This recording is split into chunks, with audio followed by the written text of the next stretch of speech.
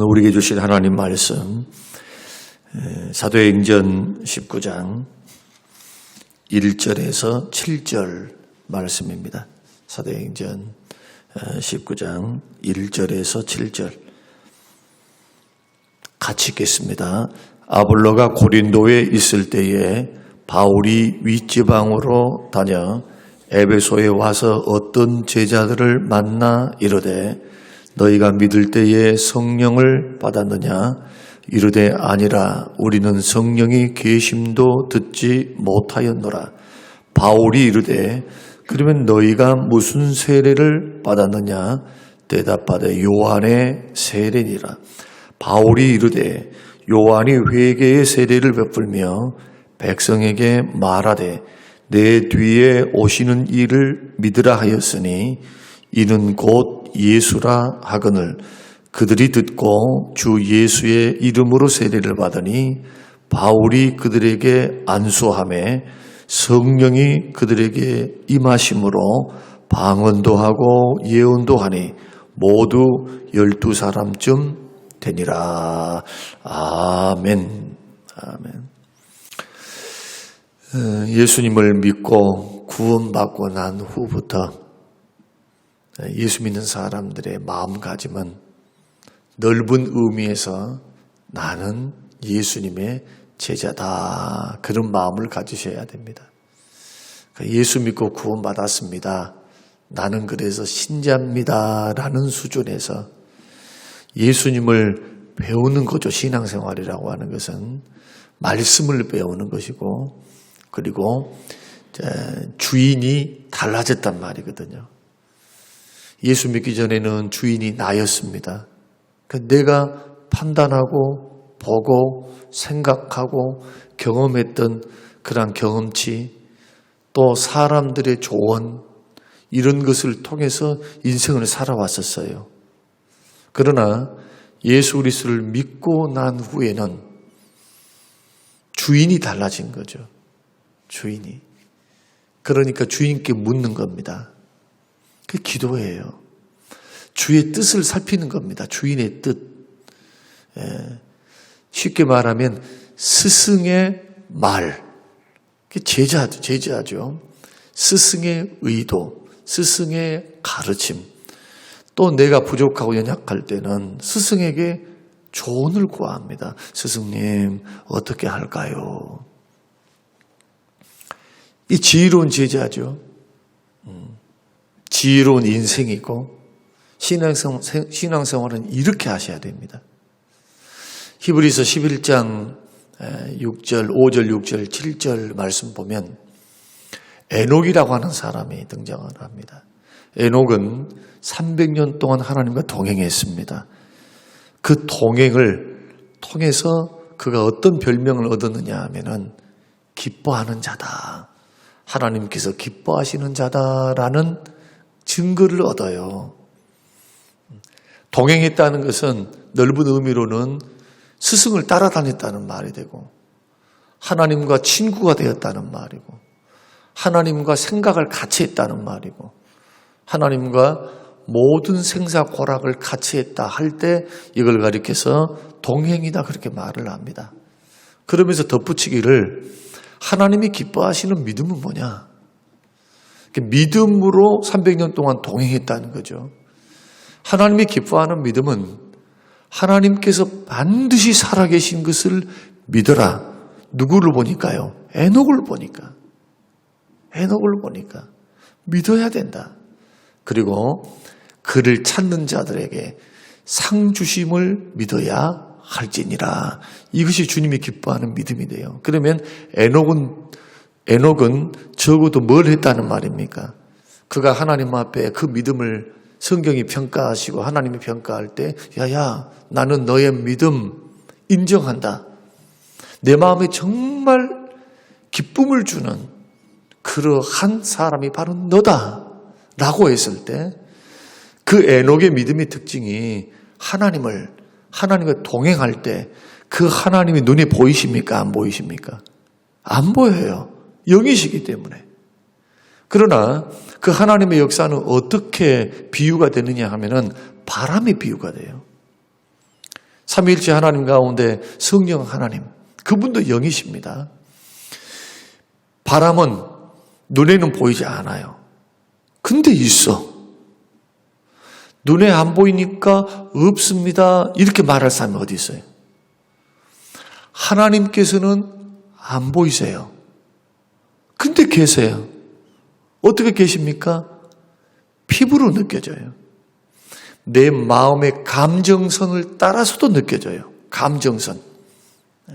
여러분들이 지금 새벽을 깨워 기도하고 주일날 예배를 드리고 새벽을 깨운다는 것은 이제 조금 발전했다는 거예요.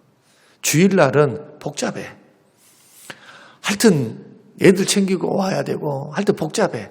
막 피곤한 몸을 이끌고 와서 그냥 예배 드리고 은혜 주시면 그만이고 뭐 좋고 안 주시면 뭐 이래요. 그러나 이제 단독자의 경험, 내가 하나님 앞에 나아가야 되겠다. 내가 하나님 앞에 좀 진실해야 되겠다.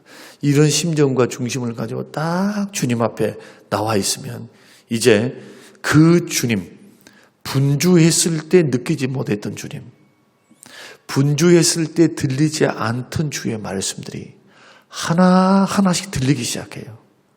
그리고 그 말씀이 나에게 위로가 되고 내 마음에 막 복잡했던 두려움과 염려와 걱정과 미래의 생각과 자녀 문제, 이런 문제, 그런 문제를 안고 나왔는데 주님 앞에 딱 오면 평안해지는 것을 느끼기 시작하는 거예요. 이제 이게 뭐지? 성령님의 역사예요. 성령님의 역사. 하나님의 말씀은 성령의 감동으로 쓰여졌기 때문에 성령께서 역사하지 않으시면 깨달을 수도 없고 알 수도 없어요. 육신에 있는 사람, 예수 안 믿는 사람, 거듭나지 않는 사람, 이런 사람들이 하나님 말씀 듣고 할렐루야, 고맙습니다, 감사합니다, 나 도전 받았습니다, 뭔가 평안을 누렸습니다. 분위기를 통해서는 그럴 수 있어요. 조금. 그러나 인격적인 부딪힘은 있을 수가 없어요. 이런 부딪힘은 성령님의 역사예요. 때로는 죄에 대해서는 회개를 요구하십니다. 마음에 부담감을 주십니다. 너 이러면 되겠니? 이것을 성령께서 야야 아무개야 너 이러면 되겠니? 이런 식으로 역사하지 않고 양심이 살아있으니까 양심을 통해서 성령께서 여러 가지 희노애락을 통해서 도전 주신다는 거예요. 우리에게. 밝게 깨달아지고. 그래서 에녹은 살아계심을 믿은 겁니다. 그리고 뭐 또 믿었느냐? 하나님 상 주신 분이다. 하나님 좋은 분이야. 여러분, 하나님을 좋으신 분으로 알고 이 약속의 말씀대로 자기를 찾는 자들에게, 찾는 자 어떤 자입니까?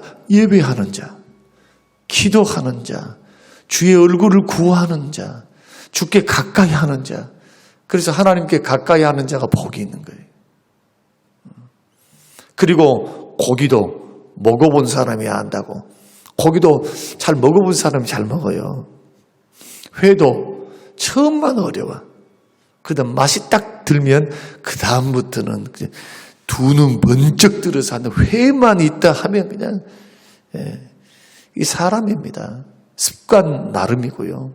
다 이것도 취향, 습관, 경험.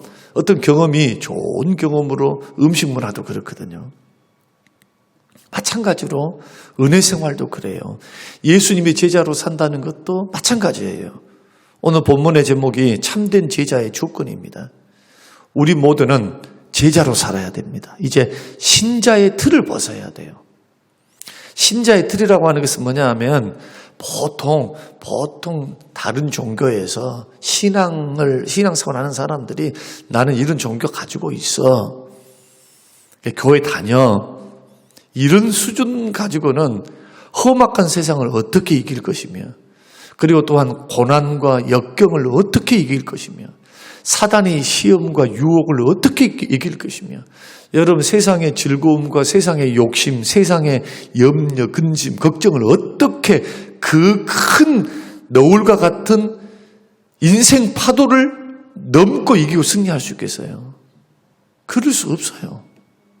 힘듭니다. 굉장히. 그러니까 믿다가 중도에 포기하거나 믿다가 탈락을 하거나 오래 안 믿다가 징계받아가지고 두 손 들고 오는 경향들이 많잖아요.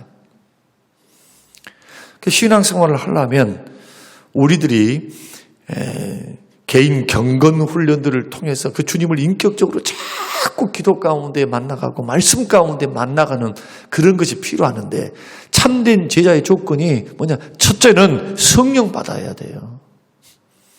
그럼 성령 받는다는 것은 무슨 불을 받느냐 그런 뜻이 아닙니다. 뭐 순복음교회에서 말을 하고 막 제2의 막 어떤 은혜를 받아야 된다 그런 말이 아니에요. 성령 받는다는 것은 오늘 본문 말씀을 보면은 여러분 이해하게 됩니다.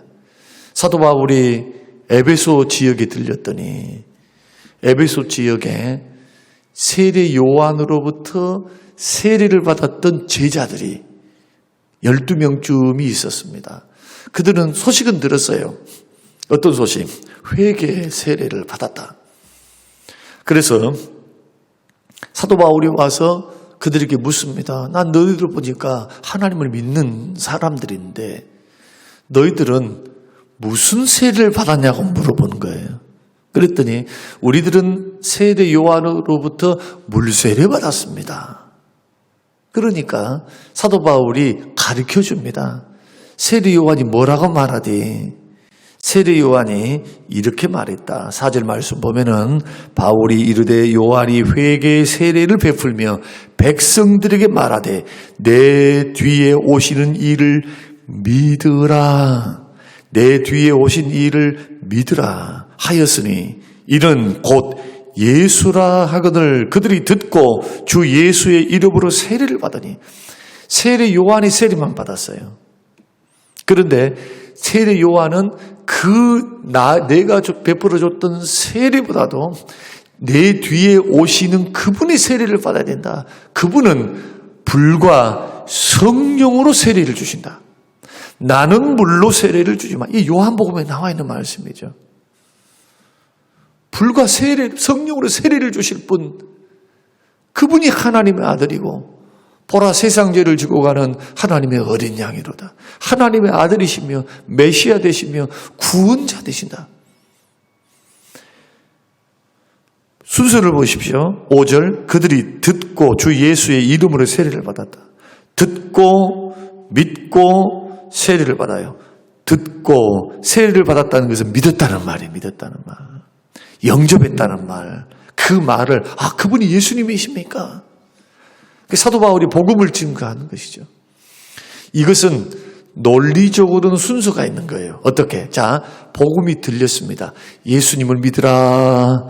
예수 믿어야 된다. 그분은 불과 성령으로 세례를 주신다. 그냥 그런 말이거든요. 들었어요. 믿었어요. 성령이 임하십니다. 6절 말씀 보니까 바울이 그들에게 안수함에 성령이 그들에게 임하심으로 논리적으로는 순서가 있는 것처럼 느껴지죠. 그런데 시간상으로 보면 동시다발적이에요. 그러니까 내가 어떤 사람들의 전도를 받아서 진지하게 참으로 전도를 받았어요. 그리고 그 예수님이 나의 주님으로 믿어지기 시작하고 그분을 영접했다라고 하는 것은 이미 그에게 성령님이 역사하셨다는 증거예요. 동시다발적이에요. 거듭나라, 성령으로 거듭나라 이 말은 뭐냐? 예수 믿으라 그 말이에요. 가짜 말고 입으로만 나 입으로만 믿어요. 그거 말고 말이에요. 정말 성령으로 거듭나서 예수가 좋아지고 예수를 위해 살고 싶고 예수의 말씀이 들리기 시작하고 주님 뭐라고 말씀하십니까? 나의 양은 나를 알고 나의 음성을 듣는다. 그래서 구원받아야 말씀도 들리는 거예요. 말씀도 어떻게? 믿음으로 들리는 거예요. 그러니까 아멘이 되는 거예요. 아멘. 제자의 조건이 그겁니다. 천하 없어도 이러지 않으면 구원 못 받아요. 교회를 다녀도. 모태신앙입니다. 어쨌습니다. 저쨌습니다. 그게 소용이 없어요. 그게. 그래서 진지하게 우리의 신앙의 틀을 한 단계 성장시키기 위해서는 인격적인 주를 만나야 돼요. 기도를 했으면 주님이 이렇게 기도에 응답하셨다. 이런 경험들이 있어야 돼. 살아계신 하나님을 만나고 살면서 나는 느낌도 없어요. 나는 잘 모르겠어요. 근데 내가 생각할 때는요, 교회를 나오는 대다수가 그래요. 참 안타까운 현실이에요. 저는 목사로서 생각해 보면. 그러나 다행인 것은 뭐냐? 한 16년쯤 한 교회에서 목회를 하다 보니까 참 하나님은 신비로우세요. 우리 주님은 너무너무 좋으신 분이에요. 말씀이 참 저 사람에게는 이렇게 계속 목사는 설교했는데 변화가 없는 것처럼 느껴져요. 오랜 세월. 그런데 하나님은 일하고 계셨다는 거예요. 하나님은. 그 선포된 말씀을 가지고 더디지만 주님은 어느 때 어느 방법 어떤 환경을 통해서 주님은 자라나게 하시더라는 거예요. 자라나게. 그래서 주의 종들은 조급해서는 안 된다. 인내해야 된다. 인내하면 뭘 해야 돼요? 실망하지 않고 선을 행해요. 자꾸 말씀을 증거하고 그 다음에 이해해주고 품어주고 이게 순장님들이 하셔야 될 일들이에요. 그들을 주님이 포기하기 전까지는 우리는 포기하면 안 돼요. 기도해야지.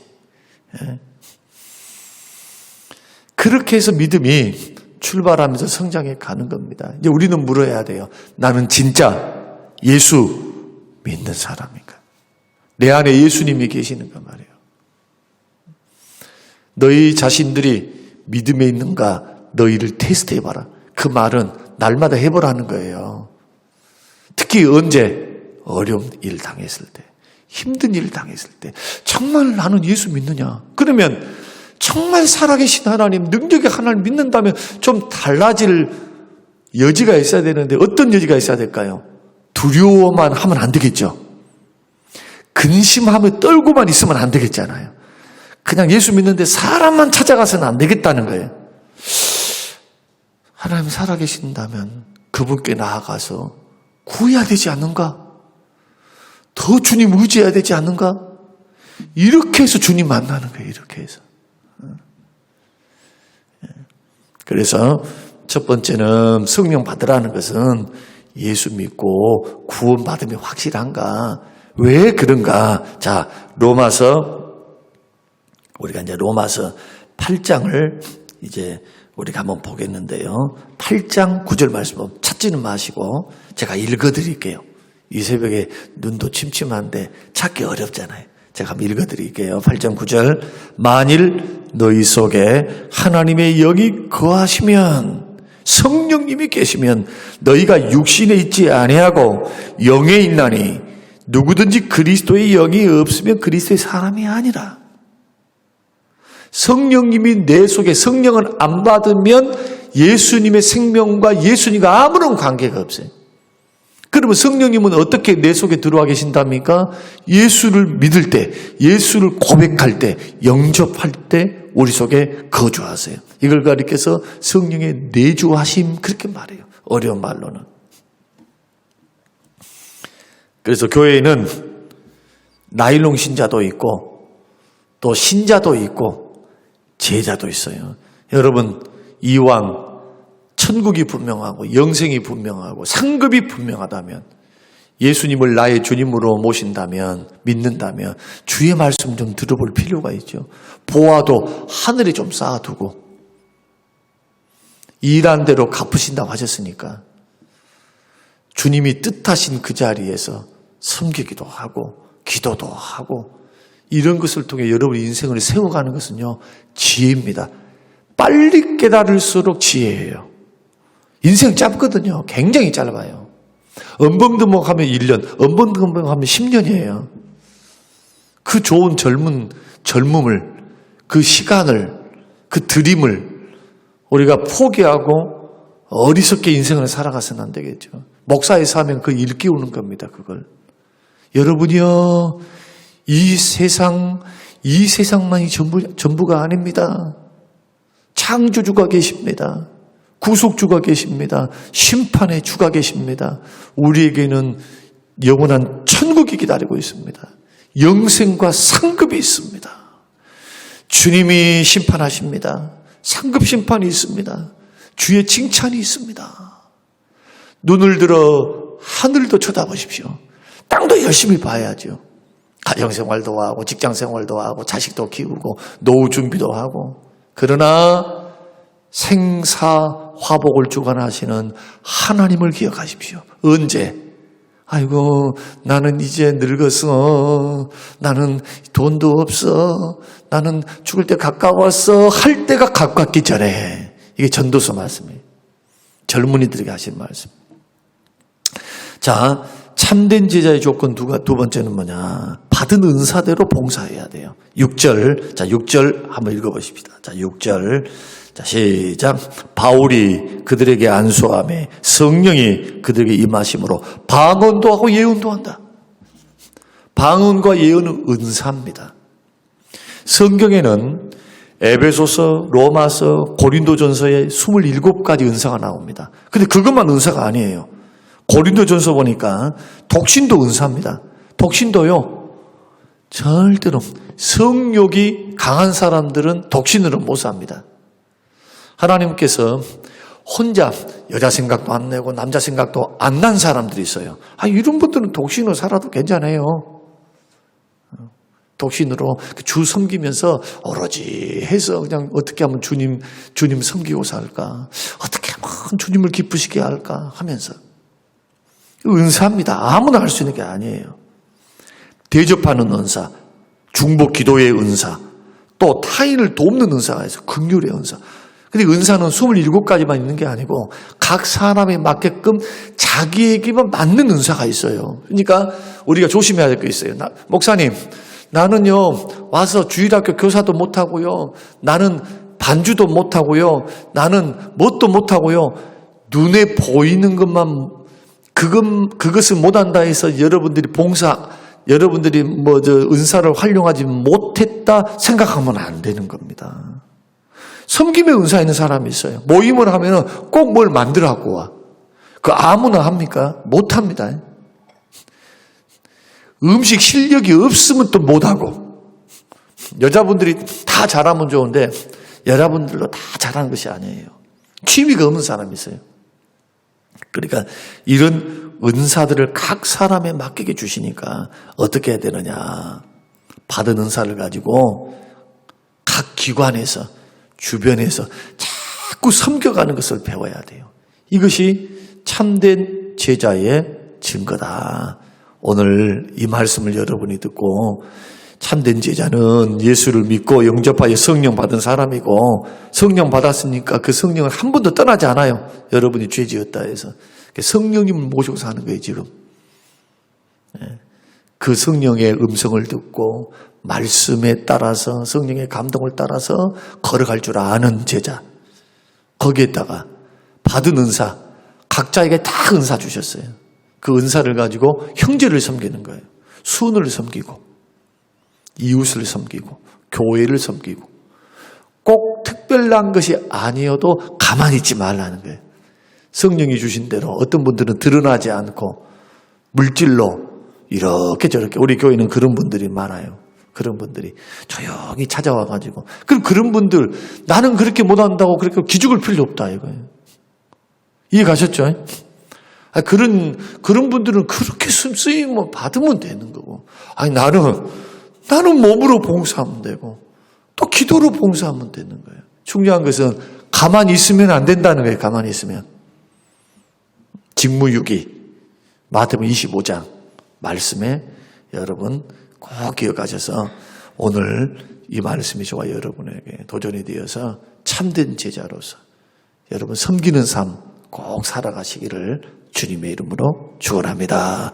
고마우신 하나님 감사합니다. 우리에게 은혜를 베푸셔서 새벽에 음성을 듣게 하시고, 또 다시 한번 신앙의 옷깃을 여미고 신앙의 허리띠를 졸라매게 하셔서 내가 가는 길이 바르구나, 이게 주의 뜻이었구나, 하나님 아버지 확신을 가지고 옆 쳐다보지 않고 사람 말 듣지 않고 어떤 시험, 어떤 어려움이 있어도 내 주 예수 바라보며 주의 길 걸어가게 하옵소서. 감사드리며 예수님 이름으로 기도합니다. 아멘.